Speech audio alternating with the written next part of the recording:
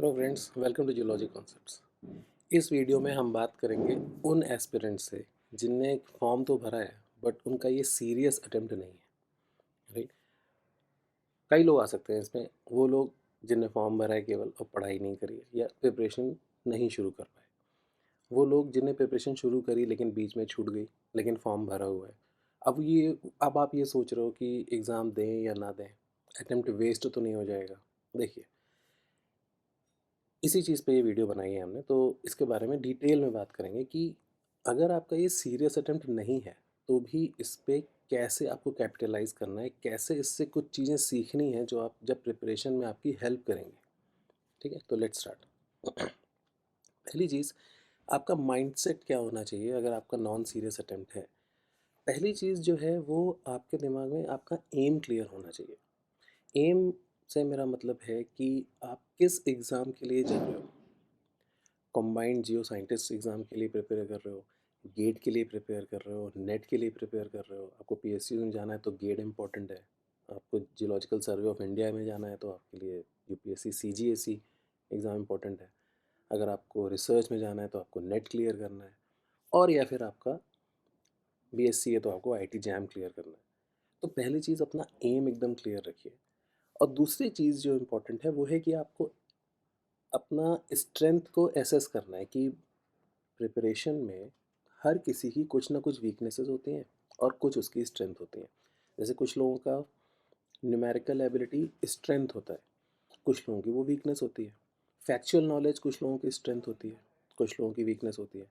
तो आपको ये डिसाइड करना है कि आपका क्या पार्ट स्ट्रांग है। इंट्रोस्पेक्ट करिए अपने वीक पॉइंट्स पे, और फिर इस प्रिपरेशन में जाके उनको टेस्ट करिए। मतलब इस अटेम्प्ट में जाके, जो आपका बहुत सीरियस अटेम्प्ट आपके हिसाब से नहीं है, फिर भी उस अटेम्प्ट में जाके आपको टेस्ट करना है। और फिर उसके बाद उन वीकनेसेस को अपनी प्रिपरेशन में ओवरकम करना है। आपको एक ऐसा प्लान बनाना है जिसमें आपको पता है कि मेरे ये वीक पॉइंट्स हैं। देखिए, पहले आपने डिसाइड कर लिया कि आप किस एग्ज़ाम को टारगेट कर रहे हो। उसके बाद आपके दिमाग में एक क्लियर गोल है कि मेरे को क्या-क्या चीज़ें अपनी टेस्ट करनी है इस अटेम्प्ट में। तो जैसे मान लीजिए आपने प्रिपरेशन करी है या नहीं करी है, आपके कुछ टॉपिक्स तो होंगे जो आपको पसंद आते हैं पढ़ने के लिए। जैसे मान लीजिए कुछ लोगों को जियो केमिस्ट्री पसंद आता है, कुछ लोगों को जियो फिज़िक्स पसंद आता है, कुछ लोगों को स्ट्रक्चरल जियोलॉजी अच्छा लगता है। तो ऐसे आप 2-3 टॉपिक पिक कर लीजिए जिसमें आपको पता है कि इसमें क्वेश्चंस भी अच्छे खासे आते हैं और आपको ये पढ़ना अच्छा भी लगता है, you enjoy that subject. Now what you do कि आप उसकी प्रिपरेशन उस हिसाब से करो जो आपका एग्ज़ाम है। जैसे मान लो आप गेट के लिए जा रहे हो तो स्ट्रक्चरल जियोलॉजी आपका फेवरेट टॉपिक है, तो आप उसके अपैरेंट डिप के न्यूमेरिकल कैसे सॉल्व करते हैं, राइट, और उसके मैप के क्वेश्चंस कैसे सॉल्व करते हैं, उसके क्लासिफिकेशंस में जो क्वेश्चन आते हैं, रामजे क्लासिफिकेशन हो गया, फ्लूटीज क्लासिफिकेशन हो गया, उन सब पे, या मोहर सर्किल के जो न्यूमेरिकल्स आते हैं वो कैसे, उसको आप फोकस में रखिए कि भाई इस तरह के क्वेश्चंस पूछे जाते हैं। और मैं इस चीज़ को पढ़ना पसंद करता हूँ, मेरे को I enjoy that this subject.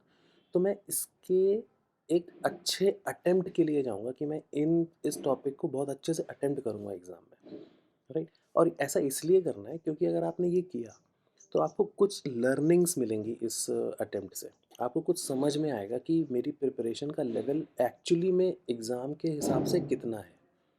और अगर वो चीज़ आपके दिमाग में क्लियर होती है तो इस अटेम्प्ट का सबसे अच्छा यूज़ हो जाएगा। आप 3-4 टॉपिक भी ले सकते हो।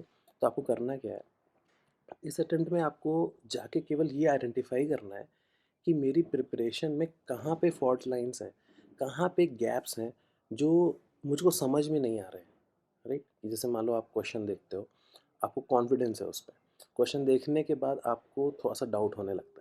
इससे आपको पता चलता है कि मेरी प्रिपरेशन में थोड़ी-सी कहीं कमी रह गई है, और उसको आइडेंटिफ़ाई करना इस अटेम्प्ट से सबसे बड़ी लर्निंग होगी। तो आप अटेम्प्ट ज़रूर दीजिए, और मेजर टेक अवे जो आपको इस अटेम्प्ट से लेने हैं वो होगा कि आपकी स्कोरिंग एबिलिटी कैसी है। जैसे मान लीजिए आपने 4 टॉपिक सेलेक्ट करे, उसमें कितने मार्क्स के क्वेश्चन आए, आपने उसको अटेम्प्ट किया तो आपको कितने आपके मार्क्स एक्चुअली आए और कितने मार्क्स का टोटल वो सब्जेक्ट था।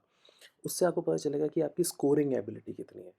दूसरी चीज़ कि टाइम मैनेजमेंट आपका कैसा है। अगर आपने थोड़ा ठीक-ठाक प्रिपरेशन करी है, बीच में बस छूट गई आपकी प्रिपरेशन, लेकिन आप सारे क्वेश्चन अटेम्प्ट कर रहे हो तो आपको ये देखना है कि मैं टाइम कितने अच्छे से मैनेज कर रहा हूँ।